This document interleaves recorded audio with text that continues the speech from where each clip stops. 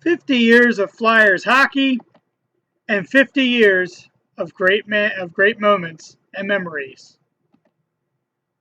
Hello, ladies and gentlemen. My name is Patrick Glenn, and welcome back to the channel. This is the Orange and Black Attack, and I figured I'd have a little fun today. This may be a longer episode than I normally do because we got a lot to get through, but I figured I'd give you the top 50 Philadelphia Flyers moments over the past 50 years of Flyers hockey.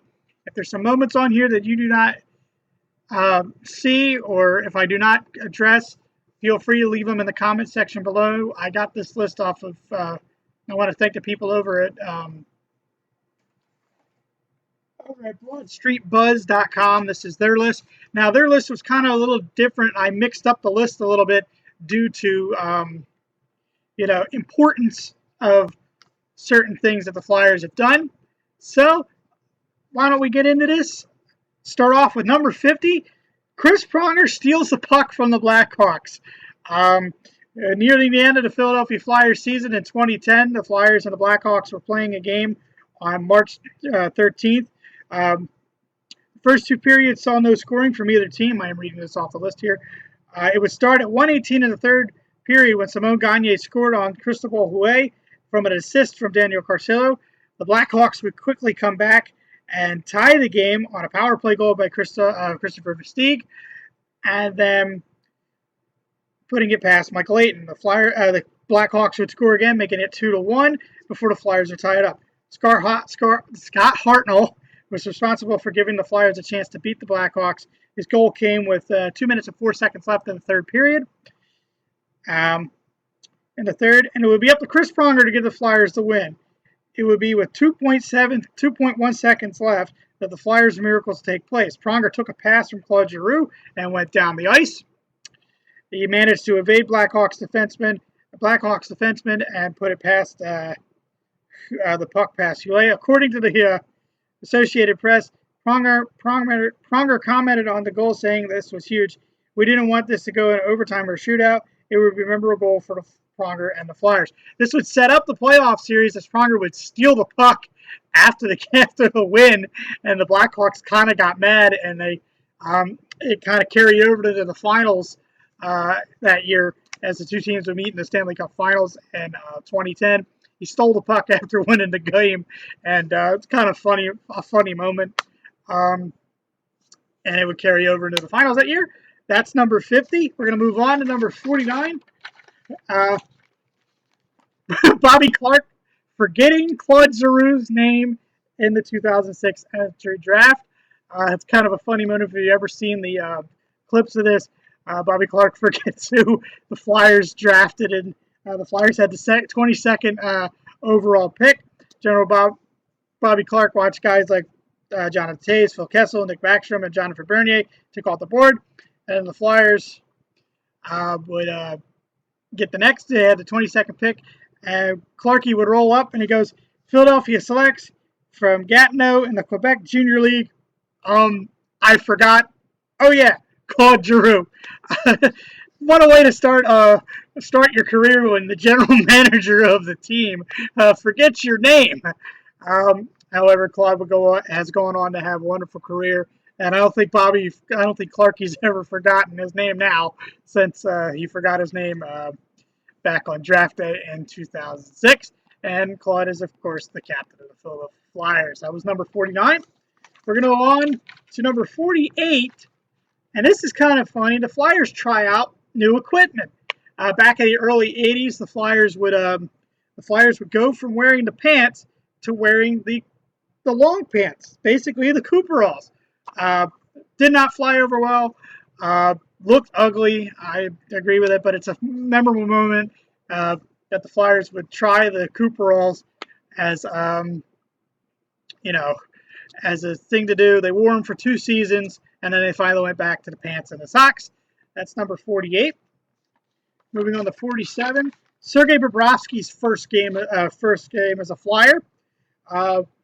Pittsburgh. This was the opening game of the 2010-2011 season, and the Flyers headed to Pittsburgh for the first game as the Pittsburgh Penguins were opening their Consol Energy Center, which the Flyers, in their history, have had a wonderful record in that building. Basically have owned the Penguins in that building but most recently the Penguins have caught up. But in the beginning of that building, the Flyers have owned the Penguins. Bobrovsky made 29 saves in a 3-2 victory, and at the end of the, it was his first. It was the first win by a goalie in a Flyers debut since Antero Niittymaki in 2004, and the youngest to do so for the Flyers, as a record previously held by Ron Hextall. As we know, going by the end of the 2014-2015 season, the Flyers, like I said, the Flyers' record at Consol Energy Center was 13-2-1. So the Flyers have had a great record in that building. The Pens won the last couple of times in the building, so the record has changed since then. But we've had good luck in the Consol Energy Center, and Bobrovsky set the tone with that. He was as unknown that Pittsburgh. Dan Bylsma at the time, the coach, didn't even propose basically a scouting report for Bobrovsky. That was 47. Moving on to 46. Claude Giroux scores his very first NHL goal. On October 21st, it was the Flyers wanted to forget the lockout shortened 2012-13 season, which they failed to make the playoffs for the first time. Unfortunately, teams got, but Claude Giroux, dreadful. But the only thing that came out of the 06-07 season was the worst one for the Flyers, was Claude Giroux's very first goal. The goal proved the goal proved it was against the visiting Edmonton Oilers with fan faith at its lowest. Giroux pulled the puck in the net and received a standing emotional ovation from the sold-out crowd at the Wells Fargo Center. The crowd wouldn't quit, erupting into chants of "Roo" when the captain took the ice for the next face-off. He raised a six salute. The goal would prove a catalyst for Giroux throughout his career. The Flyers, he would go on to be a star for the team. But funny how his first goal came, in a bad season that year. 45. It's kind of hard. I don't have them written down here, but it's 45. Bobby Clarke gets a Gordie Howe hat trick. Arguably one of the best player, if not the best player in Flyers history. On November 23rd, 1974, he got it against the Toronto Maple Leafs. Scored a goal. If you don't know what a Gordie Howe hat trick is, score a goal, get an assist, and get into a fight. Bobby Clarke did it on this time. It was the first Flyer to ever do a Gordie Howe hat trick, and that is why it is on the list. Number 44, Daniel Briere scores a hat trick and a game-winning hat trick and overtime goal. There might not be a lot of hat tricks on this list, but it's appropriate that Danny Briere had to add another one. It was against the Ottawa Senators on January 7th, 2012. Made his way down the first period shot, made his pass Greg Everett. He would take a pass the end third to tie the game at 2-2. And Briere's third and final goal came on in overtime as he got a natural hat trick.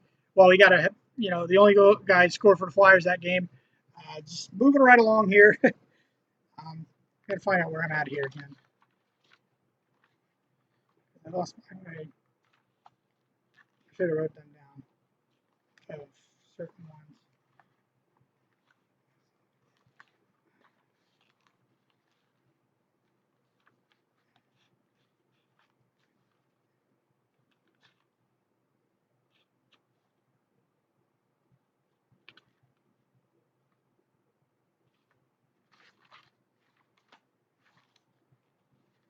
All right, moving on. Sorry about that.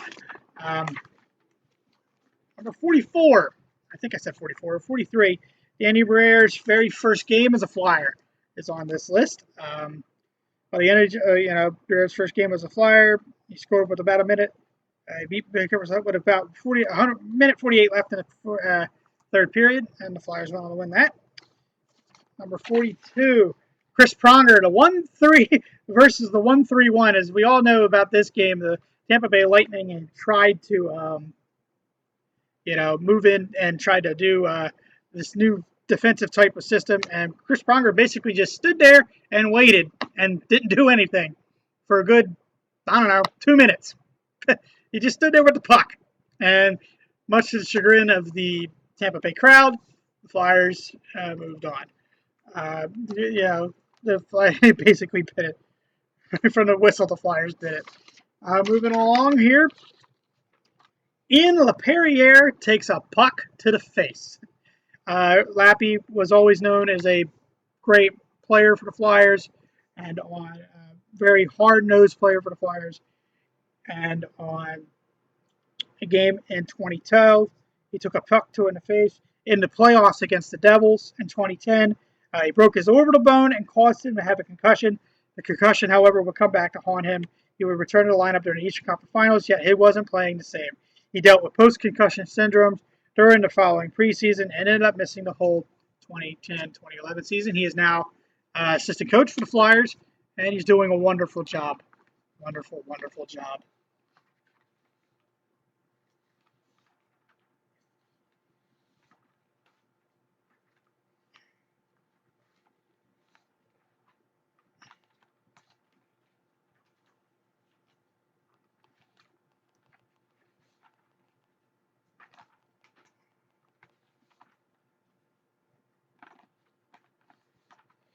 That was number 42. Sorry, I'm losing my track of thought here. Number 41, I'm sorry I'm taking a while with this. I apologize. Number 41, Danny Briere getting a hat trick now, again, against Montreal this time. It could have been different. Briere was originally going to sign with the Montreal Canadiens back in 2007-2008 season, but he decided to go to the Philadelphia Flyers, much to the chagrin of the Montreal Canadian fans. On February 13th, 2010, a day before Valentine's Day, would become the first hat trick of 5 during his career with the Flyers, and the only one on his Canadian soil. The boos were raining down from the fans in Montreal, but Briere, the Flyers won 6-2 that night, and the Flyers would win. Number 41, I believe that's where I'm at. 41, Tom Bladon sets an NHL record for defensemen. Tom Bladon was picked by the Philadelphia Flyers in the 1972 entry draft. The next year, the Flyers put him to work, and he did not disappoint. He has 42 points during his rookie season and established himself as a defenseman that was not to be messed with on the ice. Bladon was strong and was a strong offensive threat to other players on the ice. He had a strong game from the blue line, and yet Bladon was rough as a player. One of his accomplishments came during a game on December 11th. The Flyers took on the Cleveland Barons. Yes, the Cleveland Barons, who will go on to merge, I believe, with the Minnesota North Stars. Stay with the Mortar. Bladon had one of his best games of his career. He scored 4 goals and had 4 assists in the team's 11-1 victory. It was the first game that ever an NHL defenseman had scored 8 points in one game. He also was the first Philadelphia Flyers defenseman to score 2 or more goals in a single game, and it was a benchmark which all the other defensemen would be held to and be memorized as a Flyers legend. Number 40 has happened a couple of years ago. It was Kimmo Timonen's return to the Flyers. Kimmo was traded from the Flyers to the Blackhawks. He left. He was traded. He came back the next year after that. Blackhawks wound up winning the Stanley Cup that year. That way Kimmo could win the Stanley Cup. He came back just 9 days after the Flyers traded him. He came back to Chicago. And Kimmo ended his career. The Flyers fans cheered him and all that stuff. Kimmo ended his career in Philadelphia as the 3rd most productive defenseman in team history, while being voted as the team's best defenseman 5 times, second only to Eric Desjardins. Number 39, Philadelphia Flyers blow out the Washington Capitals. The Flyers beat the Washington Capitals in the 1983 playoffs with a 9-4 blowout. Would meet the Caps in the playoffs in the 1983 playoffs, but it would be a 9-4 blowout on December 15th, 1983. That would be the next headline. Tim Kerr and Ilkka Sinisalo would score the first 2 goals to put the Flyers up 2-0 over the Caps. The Caps would rely on power play goals by Mike Gartner in the late first period to tie the game at 2-2. It wouldn't last long as the Flyers' Paul Holmgren, here's a name for you, as Paul Holmgren, the Flyers president now, would put the Flyers up by 1. The Caps seemed to lack any desire. Brian Proper, Reggie Leach scored a goal. Mark Howe, Miroslav Dvorak, Ilka Sinisalo all scored again within 21 seconds of each other. Imagine that. And the Flyers prop and McLeish would add 2 more. And Flyers goaltending rookie Penley Lindbergh had 28 saves and had one of his best games of the season at that point, as he was 12-5-2, putting up an impressive streak as a rookie. Fortunately, we lost Penley Lindbergh in a car crash a few years later. What could have been? Number 38, Philadelphia Flyers, wild 7-4 victory over the Rangers on December 8th, 1977. The Flyers faced the Rangers at the Spectrum. Flyers faced their rivals, the Rangers, at the Spectrum. Flyers were losing 2-1 at the second intermission. It was time for the team to kick things into gear. The third period saw the Flyers take 20 shots on Ranger goaltender Wayne Thomas, and it was a sign of things to come. Reggie Leach and Don Seletsky both scored away from the Rangers, who responded by a goal by Jerry Beers to tie things up at 3-3. Ross Lonsberry would score his first goal of the night shortly after the Rangers tied things up. Leach had his second goal of the night 35 seconds after Lonsberry scored his goal. Bobby Clark would join in the party as score a goal on Rangers goaltender, make it a 7-3. The Rangers would only score one more goal, a wrister by Don Murdoch on the power play. It would be also Flyers goaltender Bernie Pront's 500th game, who recorded his 5th consecutive victory and 11th straight game without a loss. Number 37, Danny Briere scores 30 points in the playoff push. The magical season of 2010, Danny Briere basically seemed to be his year. He was all over the ice. He was Mr. Playoffs that year. He would rack 30 points during the Flyers' 23-game playoff stretch. While the team didn't manage to make what year is that? In the Briere, yeah, the Flyers made the Stanley Cup. They still put up strong contention. Mr. Playoffs, as Briere would be known to play in 120 playoff games during his career. He had 53 goals and 63 assists for 116 points. It would be understated that his stay was one of the best clutch players in Flyers history, as his 2007 to 2013 time with the team will be remembered as some of his best hockey.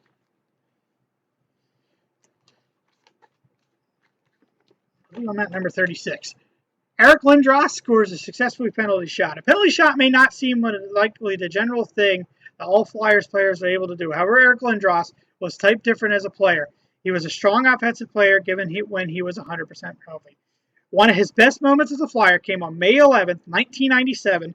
Lindros managed to push the puck down the ice and put it right between the posts of Buffalo Sabres goaltender Steve Shields. The goal came within 19 minutes and 13 seconds of the second period off of a penalty shot. It gave the Flyers a 3-0 lead. The Flyers had attempted penalty shots before but were unsuccessful on all but 1 in 6 try attempts during playoff games. Lindros was the first successful penalty shot in franchise history. Number 35. The Philadelphia Flyers and the Rangers agreed to a tie game. This came after September 11th. The game took place on September 20th. In the midst of the game, President George W. Bush decided to come on the big screen and make a speech, and the game was halted. Both teams agreed to halt the festivities and all that stuff. They listened to the speech. They lined up. All the Flyer organizers agreed the right move for both teams to inspire the country. Number 35. Philadelphia Flyers and the 1989 Stanley Cup playoffs. What a run this was for a team that was on the downslide in the late 80s. They barely squeaked into the playoffs, and they had the first round series against the Washington Capitals. Most memorable for that was in Game 6. Ron Hextall scored his second of 2 goals that he shot on net. They would go on to play the Pittsburgh Penguins, who were the heavy favorites that year. They would upset the Pens that year. In 7 games. Memorable for that series was Ronnie Hextall getting hurt and Ken Reggett having to step up in the 7th game to win that. And then in the '89 conference finals against Montreal, Montreal was out for revenge for '87 with what happened there. The Flyers beating them in the brawl. Chris Chelios cheap shot at Brian Propp in the first game of the season. First game of the series, and then Ronnie Hextall in Game 6 decided to go after Chelios after Flyers were losing 4-2, and they knew they were going to lose the series. Chelios came in on offsides, blew the whistle. Hexy charged Chelios and started beating the crap out of him. That's who Hextall was. So that's what it was. This would be the last time the Flyers would make the playoffs until 1995. We had a 5-year stretch where they didn't make the playoffs. This was the last great run of those teams in the 80s, capped off by Hexy scoring a goal and by Hexy beating the shit out of Chris Chelios. Number 34, Joffrey Lupul's overtime goal in 2008 against the Washington Capitals in Game 7. What a series that was, back and forth. But it was Lupul's goal in Game 7. It was wonderful, wonderful game. If you ever seen the highlights of this game, great. And my best friend Kenny and I, we've always said, Lupul, spelled backwards, is Lupul. So we and I watched that game together at his dad's house. What a wonderful memory that was. Number 33, Bobby Clarke becomes the first Flyer to score 100 points in a season. It came in the 1972-73 season. Clarke totaled 104 points by scoring 37 goals and 67 assists in just 78 games. He became the first player from an expansion team to score over 100 points in a season. He was, Clarkie being great from when he was a second-round pick. He won 3 MVP awards, and at the age, and he has type 1 diabetes. So a lot of teams passed on Clarkie, and he wound up having a Hall of Fame career. So that just gives you what Clarkie was. Number 32. Who can remember the 2010 playoff run? But how did we get into the playoffs? Against the New York Rangers, the shootout. It came off a successful campaign in 2008-2009 with 99-point season, but they struggled the next year, barely making it into the playoffs on the last day of the season. Olli Jokinen, if you've ever seen the highlights, Jim Jackson, the Flyers broadcaster, rolling on is Jokinen, and Brian Boucher stops it, and he said the Flyers are in the playoffs, and we all know about that magical run in 2010, which we'll get into more further down the countdown. Number 31, the Flyers played the 2012 Winter Classic. The Flyers have played the 2010 Winter Classic against the Boston Bruins at Fenway Park. It was the first Winter Classic, and it brought about the return of the old school jerseys, the old school road jerseys. They had already been wearing the home jerseys throughout that season, starting with last year. But the next year was the 2012 Winter Classic. Great, wonderful weekend, highlighted by the game, but also highlighted by the Alumni Series game the day before, when Eric Lindros made his return in a Flyers uniform to a thunderous ovation. And how about Bernie Parent getting, I believe it was three saves in that game to stop the old wily veteran. Decided to lace up the skates again and have fun. And the first goal was scored by 2 of the Legion of Doom guys, Eric Lindros and John LeClair. What a wonderful. The Flyers will go on to lose, however, to the New York Rangers in the in the Winter Classic. It was a wonderful game, but it just shows that after everything that happens, how much the Philadelphia Flyers fans could forgive Eric Lindros for everything that happened. Moving right along here.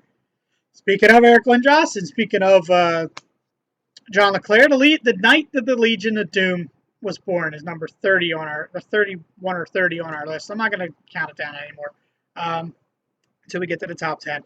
Number 30 on our, Eric, the Legion of Doom was born on February 25th, 1995, in a game against Montreal. Terry Murray, the head coach of the Flyers at the time, decided to put Lindros, LeClair, and Renberg, his big forwards, all three of his biggest forwards, on the ice, and the rest is history.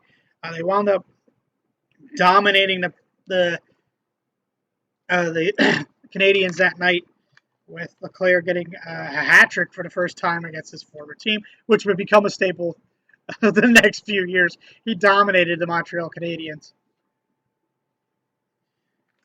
Moving on next, the Flyers and the Senators from a game in 2004 rack up the most penalty minutes in one game.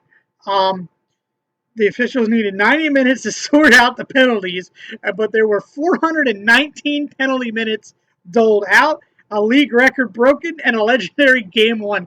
There was a brawl. There's tons of brawls in this game. If you go on the Flyers YouTube channel, Flyers Ice Rusher, they have the whole game up. I think it's from March 5th, 2004. What a, it was one of those games where I sat and watched because I still living at home at the time. That was one of those things that was just great. It just brawls all over the place. Moving right along here. Flyers playoff series against the Pittsburgh Penguins in 2012. Some of you might want this higher. I have it here. What a wonderful playoff series that was. For the Flyers being down in the first two games and coming back and winning the first game in overtime, and then stunning the Pens in game 2, then to basically crush the Pens in games 2 and 3, and for the Pens to win game 4 10-3, and then win game 5. It was like playing Wayne Gretzky's 3D hockey. How great this series was. The game 1, the offsides call that wasn't an offsides call. Game 1, that Greer looked like he was offsides, but they didn't call it offsides. But game 6, Claude Giroux nailing Sidney Crosby right off the bat, and then scoring 32 seconds in it, and basically putting the Pens on notice that you were not winning this series at all. You were not winning this series, and the Flyers winning that. The next one on my list is Eric Lindros' emotional season from 1994-95, winning the Hart Trophy that year. Lindros scored 29 goals and had 70 points in just 46 games that year. He was a dominant force in the first few years of his career, and they're on my channel here. I've got there's highlight videos. Go check out those highlight videos. I have a playlist of it, of how dominant he was. Unfortunately, he wasn't able to deliver on a Stanley Cup. He said, "We're getting better." He cried getting the Hart Trophy. He won the Hart Trophy right that year. It's a memorable moment in Flyers history. We're getting down to the next moment on my list is the Flyers drafting Bill Barber. He was a catalyst to winning the Cup teams in 73, 74, and in 75. He had multiple 20 goal seasons, and there was no more ice. He had four 40 plus goal seasons. He could snipe the puck. He holds the special as being only one of the few Flyers players to have 420 goals in his time with the Flyers. He played in 903 games with the Flyers. Moving on, Bernie Parent is the first Flyers player inducted into the Hall of Fame. Do I need to go over Bernie's numbers? He finished his regular season career with 468 games and 28,000 minutes of ice time, and his playoff career was 63 games and 3,824 minutes played. To this day, he He is one of the most successful goalies ever. Only Lord saves more than Bernie. Bernie had a lot of memorable moments. I think he's got over 50 shutouts in his career. I mean, that's a lot. That's a lot of shutouts. On September 25th, 1984, he was inducted into the Hockey Hall of Fame. On his first, being the first Flyers player to do so, he won the Conn Smythe in '74 and '75, is backing us to the Cups. Next on my list, Flyers and Tampa Bay Lightning from the 2004 playoffs, Game 6. What a Game 6! What a game this was! Back and forth. The Flyers strike first, and then the Tampa Bay Lightning came back and trailing. I believe they were trailing down 4-3 with less than 2 minutes in the game. Flyers captain Keith Primo backhanded a puck past Lightning goaltender Nikolai Khabibulin and a wraparound that tied the game and set the fans in Philadelphia wild. Into overtime we go, and Simon Gagne, with his very first big moment for the Flyers, is able to get the Flyers on the board, give the Flyers lead, to force a Game 7. What a magical run 04 was. I got another moment from 04 coming up soon. But, yeah, that was just a wonderful moment. However, they would fall in Game 7, and Tampa Bay would go on to win the Stanley Cup that year. Well, that was such a great year before the strike lockout, and that lost a lot of fans. That was such a great run. If you haven't catched the highlights of that series, go check it out. It was a good series. Speaking of 2004, Jeremy Roenick, the series prior to the Tampa Bay Lightning against the Toronto Maple Leafs, Game 6 in Toronto, no less. The Flyers forced overtime. They had a 2-0 lead, and then actually Toronto forced overtime, and then Darcy Tucker in the overtime nailed Sami Kapanen. And if you've ever seen the highlights of this game, Sami Kapanen gets totally nailed, and the presence of mind he has, you can see that the lights are on, but nobody's there, and the presence of mind that the guys have to clack their sticks on the boards to get Sami Kapanen over to the boards, and he gets on it, and Jeremy Roenick, jumps on the ice, gets a pass, looks over to Monty, and decides, I'm going to take the shot myself, lets off a lethal wrist shot over Ed Belfour to send the Flyers into the Eastern Conference Finals that year. If you've never seen the highlights of this game or that highlight, I recommend you go looking for it on YouTube. It's a wonderful highlight, and JR was such a wonderful player for the Flyers, and that capped off his career, as he would be let go, or I believe traded the next year or the year after that to end his career. But it was such an amazing goal. Moving on, Eric Lindros' very first goal, October 6, 1992, against, I believe it was against the Penguins. Lindros got his very first goal as a Philadelphia Flyer.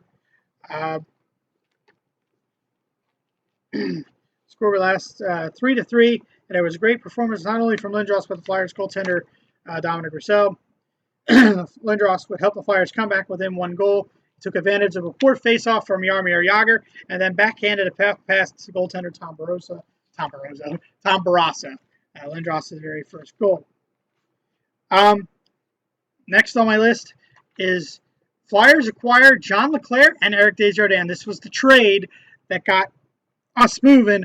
The Flyers traded Mark Recchi that year to the Montreal Canadiens for Eric Desjardins, John LeClair, and Gilbert Dion.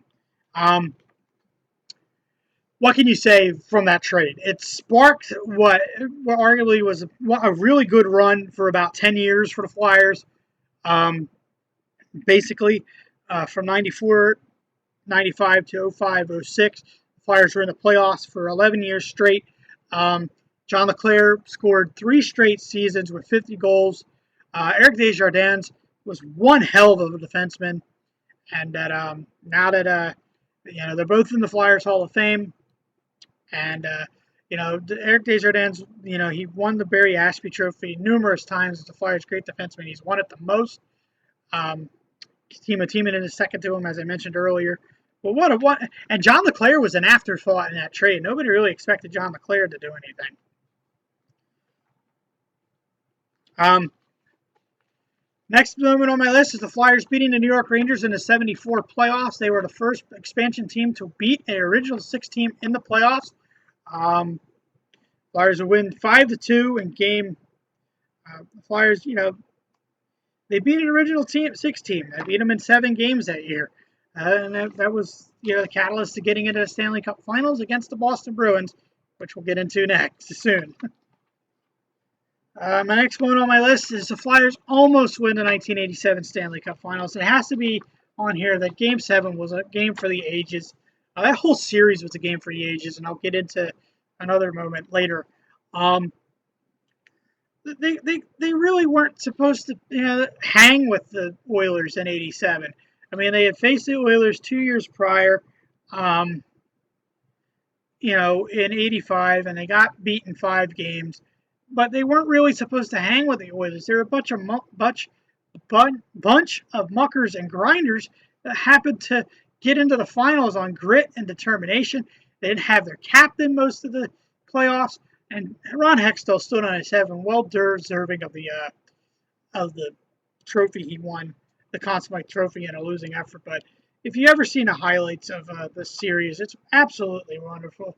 And I'll tap into another moment in that series that it's further down the list.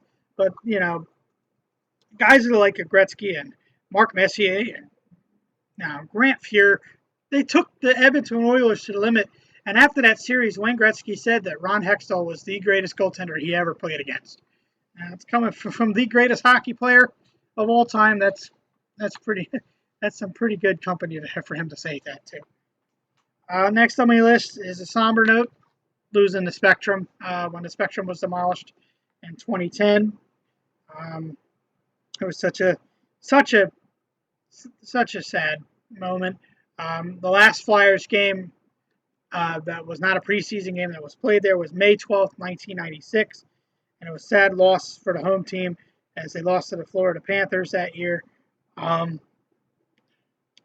It's now where Xfinity Live is, and where a lot of the commercial spaces. It was also home to the Sixers. What can you say about the Spectrum? The Spectrum was such a wonderful place. Next on my list is Bobby Clarke getting inducted into the Hockey Hall of Fame. At the time of Clarke's retirement, ending his career, he had 358 goals, 852 assists, and 1,210 points across 1,100 games. He immediately became the general manager of the Flyers for the following 19 years after that. What can you say? He was the captain of the teams that won the Stanley Cup, well deserving of the Hall of Fame. Him, Bill Barber,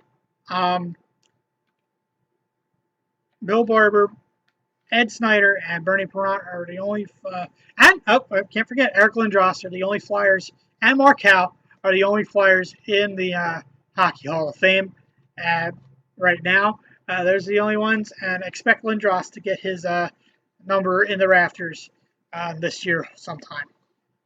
Next, speaking of Eric Lindros, the trade that brought Eric Lindros to the Philadelphia Flyers. Going into the 1991 draft, Eric Lindros constantly stated that he did not want to play for the Quebec Nordiques. A lot of litigation would happen. The Nordiques traded Lindros to the Flyers, and then they traded Lindros to the Rangers. Well, they had to bring a mediator in saying, hey, the Flyers had the rights, and Eric Lindros was a Philadelphia Flyer. The deal that they gave the Nordiques, it worked out for the Nordiques for when they moved to Colorado, but the Flyers gave the Nordiques Ron Hextall, Peter Forsberg, Mike Ricci, 2 first-round picks, 2 more players, and $15 million in exchange for Lindros. That's how big the Flyers wanted Eric. Despite his warnings in the '91 draft, Quebec drafted him anyway, and then the rest is history. He's now in the Hall of Fame. So Flyers acquiring Eric Lindros has definitely got to be on this list. Next on my list is the Flyers 35-game unbeaten streak. We're getting into close to the end of this list here. The streak started I believe from the third game in, they would go 35 games without losing a game. They would tie or they would get the win. They set the record. They constantly came from behind or won tie games. Um, Before you knew it, they had 20 plus games without a loss. Their standards of play have become high. That when the Flyers extended their unbeaten streak to 24 games, the Philadelphia fans booed them for blowing a lead and settling for a tie. That's Philadelphia fans for you. The team continued on shattered records. They finally set the record with a 29-game unbeaten streak before breaking the sports record of 71 and 72. Los Angeles Lakers of 33 games unbeaten. They got the streak up to 35 before crashing with a 7-1 loss. After the streak, the Flyers had only 2 losses on the season, even though the calendar said January 7th. Often lost is that the fact the Flyers immediately began another unbeaten streak of 11 games. The Flyers ultimately fell to the dynasty that year in 1980 to the Islanders, to the offsides call that was not called, which Ed Snyder has always said that he's been sick with ever since. Next moment on my list. Now this is going to be some back-to-back moments here. Back-to-back moments of the Flyers' very first home game. It was on October 19th, 1967, and the Flyers won 1-0 over the Pittsburgh Penguins as Bill Sutherland is the only player to get the score for the Flyers in front of 7,812 people. Spectrum had cost $12 million to make. Imagine that now. I don't know how much the Wells Fargo Center, when it opened 20 years ago, how much that cost to make, but $12 million to create an arena, that's chump change compared to now some of these new buildings that are being built. My next moment is the Flyers' first ever win. It came on October 18th, 1967, against right before their very first home win against the St. Louis Blues. Blues goaltender Glenn Hall had a dismal performance during the game. He joined the game in the second period and allowed 2 Flyers goals. Goals for the game from Lou Agnotti and Ed Hoekstra. I guess I'm saying that right. The Blues' goal was 7 minutes and 20 seconds left in the third period. As the Flyers got their very first win on October 18th, 1967. The next one is the Flyers' very first game. October 11th, 1967. We're going to be coming up on that in about a couple of weeks here. They lost 5-1 to the California Golden Seals, no less. And their lone goal came from Bill Sutherland, the guy who scored the very first goal, the only goal in the Flyers' very first home win, with 10 minutes and 7 seconds left in the first period. He scored the first goal in franchise history, and an assist from Leon Rochefort and John Misnak were the assist guys getting points. And next moment is the Flyers get their expansion team. It would be 35 years. It's been 50 years. And the team was announced to the public on August 3rd, 1966. The winged P design, which you see in my thing here, and right here, has been the logo ever since their inception back in 1966. Ed Snyder had wanted to bring a franchise in. He knew that Colin Campbell from the NHL were wanting to, wanted to expand, and he drafted a proposal, and he had to get money. And, he went to the banks, and a couple of the banks fell asleep on him. One guy said, I don't think soccer's going to make it here. They weren't even paying attention, but finally one of the banks gave them the money to get the loan. They built the arena, and it's been a great investment ever since. And Philadelphia's, before this, professional hockey wasn't really that great with the Blazers and the Arrows, but they really didn't do anything. Other names that were going to come up for the name of the team were the Bashers, Blazers, Knights, and Lancers, but none seemed to fit. The current name Flyers came from Ed Snyder's sister Phyllis, who suggested the name. It was phonetically great with the city's name, and the team kept the old Quakers colors of orange and black, just adding to the white, adding white to the mix. Next moment on my list, I think we're getting down to the nitty gritty here. We're getting down to the nitty gritty here. Oh, we're getting close to the end. The next one on my list is, of course, the 2010 comeback against the Boston Bruins. If anybody saw that series, the Flyers were down 3-0 to the Boston Bruins, and it all started with Simon Gagne coming back in Game 4, winning it at overtime. The next game, they were able to force a Game 5, Game 6. They won Game 6, and in our in Philly, and they would go to Game 7, and we all know. For those who haven't seen this highlight, haven't seen the highlights of this series, the Flyers went down in Game 6, in Game 7, 3-0, just like they went down in the series, 3-0. Well, they would get on the board with James Van Riemsdyk's goal late in the first period, dirty but good, as Jim Jackson would say. The next goal will be, I believe it was Danny Briere flipping around and getting it past Tuukka Rask, and then it was either Danny Briere. No, it was Scott Hartnell getting a backhand, and he was able to backhand it past, and then Danny Briere swooping around and getting the getting a goal, and then the Flyers would get a power play in the third period, and then Simon Gagne, the guy who started the comeback with his overtime winner in Game 4, would cap the comeback with the power play goal, and the Flyers would hold on to be the only second team in NHL history third team in NHL history ever to come back from a 3-0 deficit and to win a series. What a wonderful playoff series. That was such nail-biting, and it was the catalyst to them going on to the next round against Montreal, and then going on to the next round against ultimately losing the Cup Finals in 6 games to the Chicago Blackhawks. My next moment on my list is Reggie Leach scores 5 goals. The Riverton Rifle was a wonderful player for the Flyers. Him with Leach and Clark, and Leach, Clark, and Barber, the LCB line. He scored 61 goals that year in 75-76. Leach added to the lineup, and Leach would score a record five playoff goals in 1976 on their route to the third straight Stanley Cup final. That year, they would lose to the Montreal Canadiens in 4 games.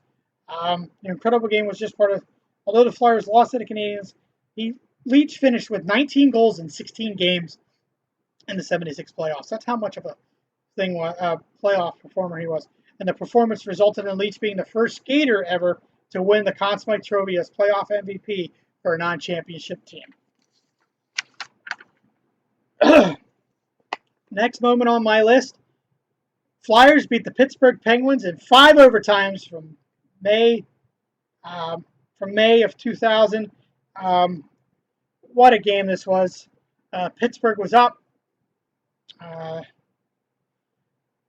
They were up 2-1, heading 2-1, heading into Game 4. They were up 1-0, and then a shot came off. Came from the point, and it ricocheted off of John LeClair's helmet and into the net. The game would go 5 overtimes, and I remember staying up for this game. It ended at 4 in the morning, for no less, and I had to go to school the next day, so I got about 2 hours sleep. So I got about 2 hours sleep that night and to go to school. But it was finally ended by one of the most prettiest goals you'll ever see by Keith Primeau, as he is able to wrist it past Ron Tugnutt to give the Flyers a 2-1 lead, a 2-1 win. The 5 overtimes lasted 92 minutes. And it was back and forth and back and forth. Guys were, Keith Jones always talks about how he stepped on the ice, looked one way, looked the next way, and said, change. Guys were getting IVs throughout the periods. They were running out of pizza. They were getting pizza delivered down in, but of course, Keith Primeau ended it for the Flyers with his game-winning goal in overtime. Next moment on my list is Tim Kerr scores 4 goals against the New York Rangers in just 8 minutes and 16 seconds in the playoff games. If Kerr was not hurt throughout those playoffs in 85 and 87, I think the Flyers probably would have won the Stanley Cup. My personal opinion is, while Kerr's total streak speaks for themselves, from 1983 to 82, 83 to 86, 87, only Jari Kurri, Wayne Gretzky, and the greatest offensive machine in the NHL outscored Kerr. Kerr showed his NFL chops by scoring 20 goals in each of his first 2 seasons, even though injuries shortened both of those seasons. He scored over 50 goals 4 straight years. He scored 58 goals in back-to-back years. While Kerr's total stats speak for themselves, Kerr had a few great moments along the way. In the 1985 playoffs, Kerr single-handedly brought the Flyers back against the New York Rangers. In the course of only 8 minutes and 16 seconds, Kerr scored an incredible 4 goals. This still stands as the greatest scoring outburst in NHL playoff history. Next on my list is Game 6 of the 1987 Stanley Cup Finals between the Philadelphia Flyers and the Edmonton Oilers. J.J. Daniels' goal. The whole game is just wonderful. Edmonton goes up 2-0. Flyers get a goal in the second period by Lindsey Carson on a wonderful pass by Dave Brown. Late in the third period, I believe it was Glenn Anderson gets a stick up on a Flyer's face. Brian Propp's able to tie the game, and then J.J. Daniel was able to score the game-winning goal. Not even about 2 minutes later, and you could hear Bobby Taylor, or I believe it's Bobby Taylor, says, "Boy, I bet you these people are going crazy." It's either Bobby Taylor or Ed Van Impe says that. And Rick Tocchet has always said, it says, it was like sticking your finger in a light socket. Your whole body just went numb. He said, guys on the bench were losing it. And they said that was the loudest that the Spectrum has ever been. What a wonderful game. If you ever had a chance to catch the highlights of that game, wonderful game. Another highlight in that series was Game 3. The Flyers were down 3-0, and they wound up coming back to win the game 4-3 or 5-3. It's just a wonderful series. Go and check if you can find the highlights. Check the highlights of that series. It's just a wonderful series. My next moment on my list, getting down to the nitty-gritty here. I believe number 5. We're down to the top 5. Ron Hextall shoots and scores a goal. December 1987. He gets a puck off the boards and is able to wrap it. He is the first goaltender ever to shoot and score a goal in the NHL. I know other goaltenders have done it, but Hexy was the first to do it. But he did it twice, as I mentioned earlier. He did it against the Capitals the next year in the playoffs, and he won the Conn Smythe the year before. Ron Hextall was a wonderful goaltender. The next moment on my list, number 4, is a pivotal moment, and it's got a statue outside all the buildings. Is Gary Dornhoefer giving the Flyers their very first playoff series win against the Minnesota North Stars. It came in 1973, as he won the game in overtime. During his days as a Flyer, Dornhoefer was a hard-hitting, gritty winger. His first season saw him rack up 13 goals and 43 points, which came alongside his accumulating 134 penalty minutes. He was quick to throw down the gloves and was a liable member aptly named the Broad Street Boys. His most famous memory came where he took a puck off the wing, darted in front of the Minnesota North Stars goaltender, and was able to backhand it over, leaping in the air. There's a statue outside of the all the arenas of Xfinity Live of that statue. If you have a chance to go see it, go see it. Now we're down to number 3, and I don't need to go into these. Number 3 is the Flyers win the Stanley Cup for the second time in 1975. It's proven that their cup run from the previous year in '74 was not a fluke. They beat the Buffalo Sabres in 6 games. Hard, it just proved that the Flyers were not a fluke from the year prior, and over 2 million people came out to witness their parade, and from when they had a parade from when they first started to nothing, to nobody showing up and looking and who's those guys, uh, to having over 2 million people come out to a parade, and that was just the second one. Uh, at a time where I'll get into it again, but them winning their second cup in 1975 is number three. Number two is the Flyers beating the Russians in 1976. The infamous Russians are leaving the ice game. The Flyers dominated the Russians that game. They hit them, they beat them up, out-muscled them, and the Russians didn't like it, and they left the ice. And the Flyers welcomed them back the next night, about 20 minutes later. Basically, one of the great stories that come out of that game is that Ed Snyder and Colin Campbell and the interpreter, the Flyers had for um, the Russians, went down and they said, they're not coming back on the ice. Well, Ed Snyder basically told the interpreter to tell them and said, well, listen, you don't come back on the ice, you don't get paid. Oh, hey, look, money is everything. And the Russians wound up coming back, and the Flyers wound up handily beating them. And my final moment, number one, of course, is 1974, winning the Stanley Cup over the Boston Bruins. That Stanley Cup final season, the catalyst to starting that was Bobby Clarke's goal in Game 2 in overtime. And only needing one goal, Rick McLeish's tip-in off of a Moose DuPont shot in Game 6 to actually win the Stanley Cup for the Flyers in 1974.